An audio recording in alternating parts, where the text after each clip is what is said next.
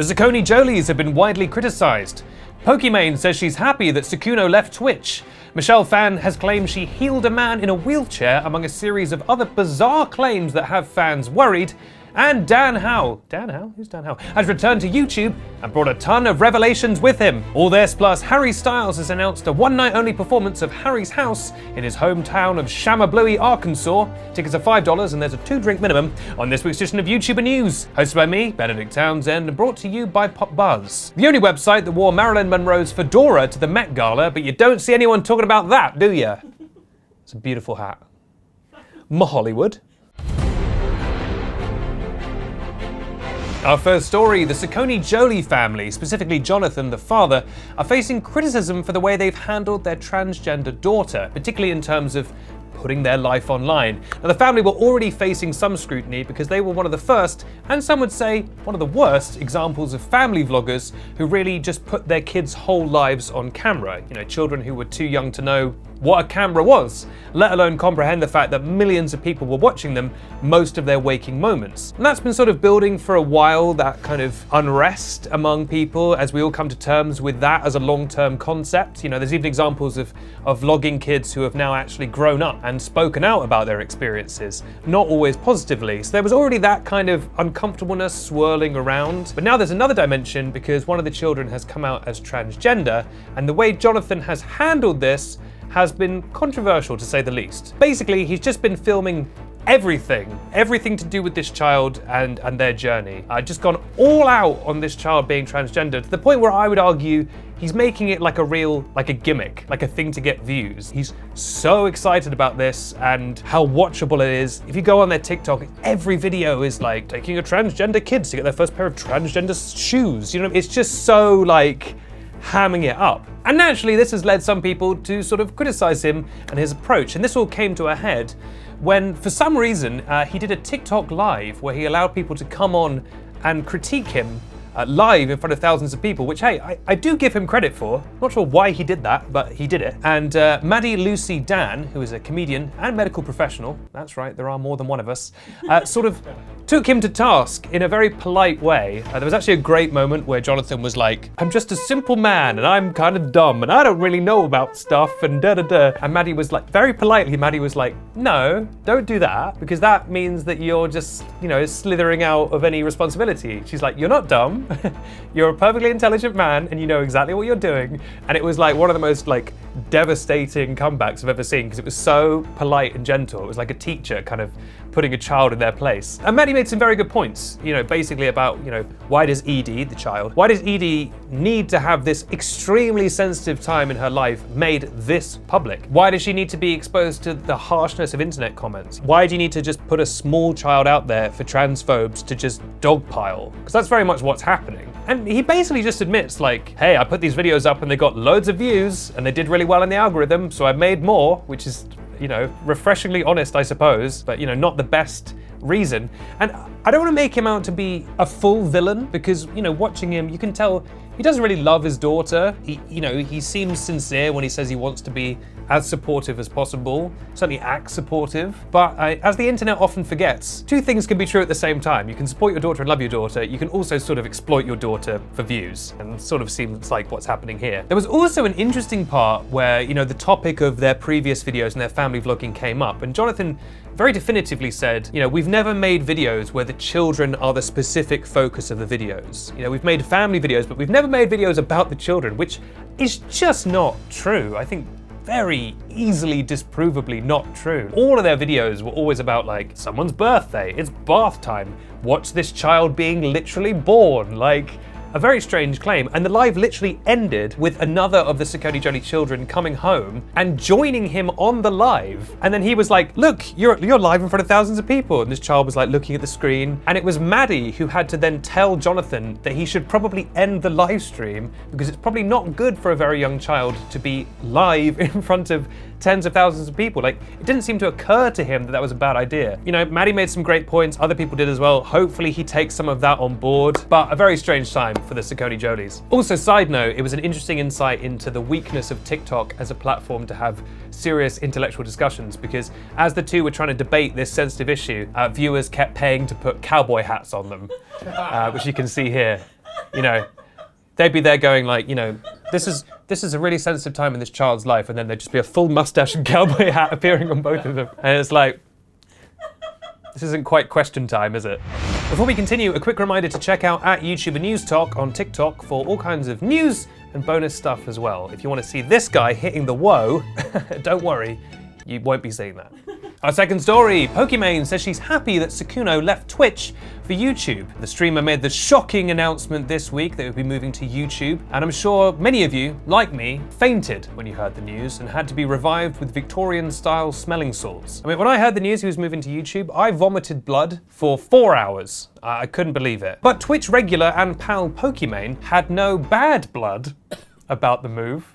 I didn't realise I'd done that in the script, but I'm quite happy with that link. She had no bad blood, saying she was delighted for her buddy. She said, quote, "I'm happy for him and I want to watch him. Oh geez, it's all the way to the bank, all the way to the bank, yes sir." Basically just talking about like, probably got a lot of money from YouTube for doing this. "I'm almost always happy to see someone get a platform deal, because to me that's just, oh my god, a big corporation giving loads of money to somebody I know. Let's suck them dry. You know, like, I'm just happy to see people make money. So, hey, I can get on board with that." The little line that sticks out there is when she says, "I'm almost always happy to see someone get a platform deal." I'd love to know who she was annoyed about getting a platform deal. And if you know, you can text in, just type YouTuber News to 831195. I've got to keep going, so it's definitely a fake number. 66969. Text cost £100, but are fully refundable. Our third story. Michelle Phan has worried fans and sparked speculation that she might be in some kind of cult after posting a truly bizarre series of Insta stories where she makes some absolutely wild claims. Now, you may know Michelle as one of the first truly big, successful YouTubers. She started in 2007, and she was pretty much the first to secure the beauty brand bag, you know, long before all the YouTubers were at it. You know, she got that L'Oreal money early on. She's very successful, she seemed to be doing great, and then she posted these Insta stories. So let's take a look at them. Now, I'll read these to you, and you'll notice that they start off okay, and then they just get more and more unhinged as they go on. So she starts by talking about how she's at some sort of wellness retreat. It's very long, but it's worth me reading all of this to you, so you can just see the decline. So she starts by saying, "Wow. Taking time absorbing everything I've experienced in the past 7 days. I've never been around so much loving energy. It was truly healing. I've always resonated with Dr. Joe Dispenza." Now, I just want to say, if there was going to be a guy who was running a hypothetical cult, and I'm not saying this now, this is unrelated to this story because I don't want to get sued, but if there was, Dr. Joe Dispenza would be up there on my list of names. "I've always resonated with Dr. Joe Dispenza's story on how he transformed himself using brain and heart coherence. His story is so inspiring. He was in an accident that broke his spine, was told he'd never walk again. But he did not accept that as his truth. He reprogrammed his mind, and now he walks and shares his experience on how he did it." Already getting into some strange territory. We then flip to the next Insta story page where she says, quote, "One more note. This meditation retreat is not one of those relaxing spa ones. My friends think I'm relaxing and chilling. Nah, bro. I'm working. I'm clocking in 4 hours of sleep every day, waking up at 3 a.m. to meditate for 5 hours straight, no breaks, not even for the bathroom. Gross. I'm up at 3. I'm meditating. We're all just shitting ourselves. There is piss everywhere. Then we eat, then learn science for 2 hours." What are you guys learning? Just science. "We eat, learn science for 2 hours, then meditate again. Then break, and then meditate again. It's work." So getting a little bit more strange. And then we flip to the next Insta story, which simply says, "I healed a man who was in a wheelchair for years." And then we flip to the next story that says, "He's not only walking now, but dancing with joy."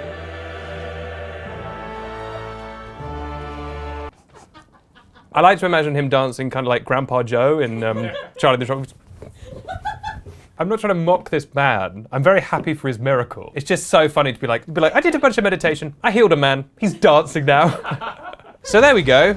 Michelle Phan healed someone with the power of meditation. She's also been posting about Bitcoin and crypto lately. So she's got the holy trifecta of things are going great. Just goes to show that having a lot of money doesn't mean you're always going great. And finally, Dan Howell has returned to YouTube with a new video all about why he left YouTube. And Dan Howell? News about Dan Howell? I guess, my boy, that means it's time for Dan Howell Watch.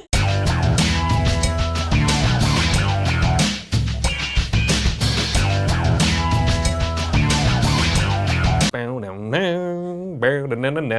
I've missed those dulcet tones. Yes, welcome back to Dan Howell Watch. What's Dan been up to this week? Well, Dan returned to YouTube suddenly, unexpectedly, with a brand new video that is 1 hour and 25 minutes long. And you know what the old saying goes, if an hour and 25 video is uploaded, I have to watch it.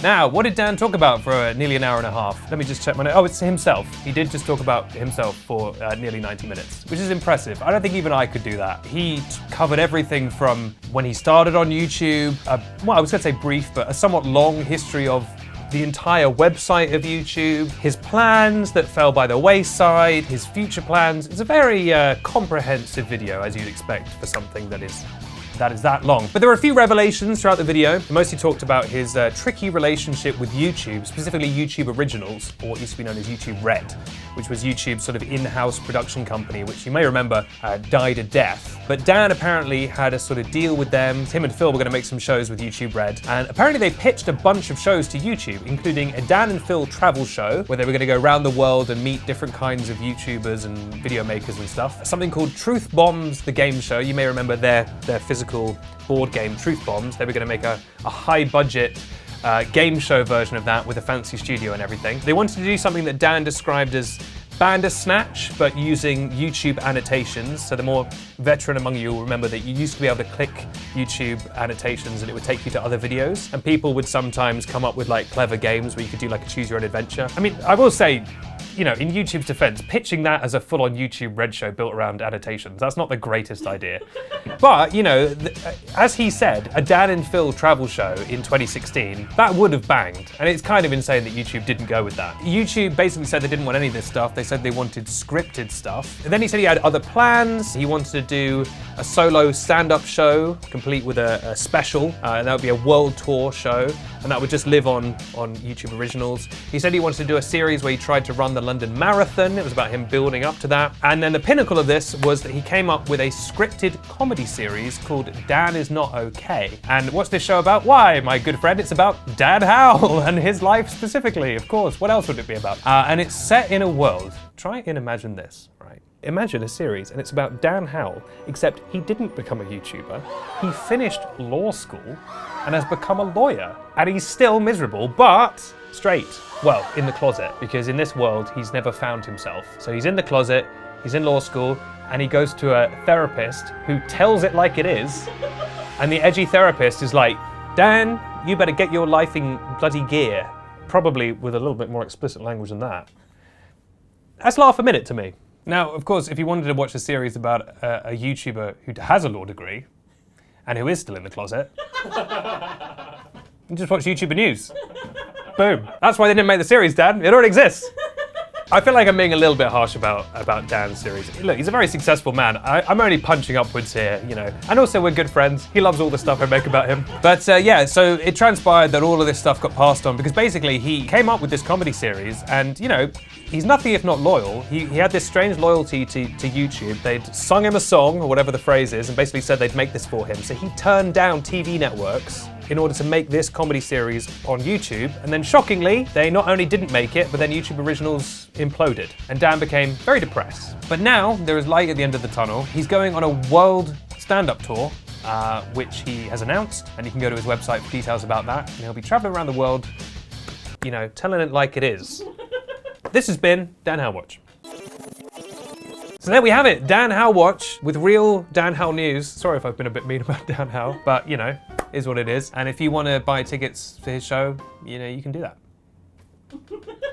I don't work for him, I don't know where they are. And with that, we come to the end of the episode. I'm Benedict Townsend, the alternate universe Wario version of some YouTuber. I'm Sakuno if he never went to YouTube. And this has been YouTuber News, which shows every week on the YouTuber News YouTube channel and also on Snapchat Discover. And of course, you can also catch us on @YouTuber News Talk on TikTok. If you haven't already, please subscribe by hitting subscribe on YouTube or by swiping up on the last snap of the story to be the first or near to first to hear all the latest YouTube, TikTok, and online news. I'll be back next week with more episodes. Till then, have a great week, look after yourselves, and remember, if you click this annotation, it will take you to a video of Dan. But if you click this annotation, it will take you to a video of Phil.